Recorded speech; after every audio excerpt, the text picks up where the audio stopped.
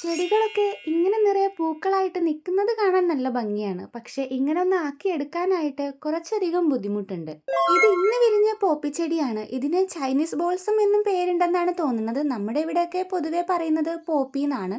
ഓറഞ്ചും വൈറ്റും കോമ്പിനേഷൻ ആയതുകൊണ്ട് തന്നെ കാണാൻ ഒരു പ്രത്യേക ഭംഗിയുണ്ടായിരുന്നു. ഈ പോപ്പിയുടെ ചെടിയിലാണെങ്കിൽ മൊട്ടുണ്ടെങ്കിലും ഏത് കളറാണിതെന്ന് അറിയില്ല. ഇനി വിരിഞ്ഞ് കിട്ടിയാലേ ഏത് കളറാണെന്ന് അറിയാവൂ. ഇപ്പോൾ ഓൾറെഡി റോസും ഓറഞ്ചും റെഡ് കളർ പോപ്പിയുമാണ് നിലവിൽ വിരിഞ്ഞിട്ടുള്ളത്.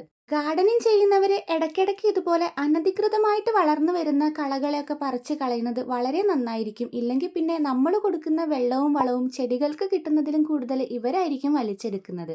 ജമന്തിയിലാണെങ്കിൽ കുഞ്ഞിതുപോലൊരു തൈയൂടെ വന്നിട്ടുണ്ട്. ഏത് കളറാണെന്ന് അറിയില്ല. അമ്മ കൊണ്ടുവന്ന് വെച്ചതാണ്. കട്ടിങ്സ് വെച്ച് പിടിപ്പിച്ചതാണ്. കളകളൊക്കെ മാറ്റിയതിന് ശേഷം ഒരു ഫെർട്ടിലൈസർ കൂടെ ആഡ് ചെയ്ത് കൊടുക്കാമെന്ന് കരുതി. ഇത് വാങ്ങിച്ച ഫെർട്ടിലൈസർ ആണ്. അത്യാവശ്യം 4-5 ഐറ്റംസ് അടങ്ങിയിട്ടുള്ള ഒരു ഹരിതമീൽ എന്ന് പറഞ്ഞിട്ടുള്ള ഒരു ഫെർട്ടിലൈസർ ആണ്.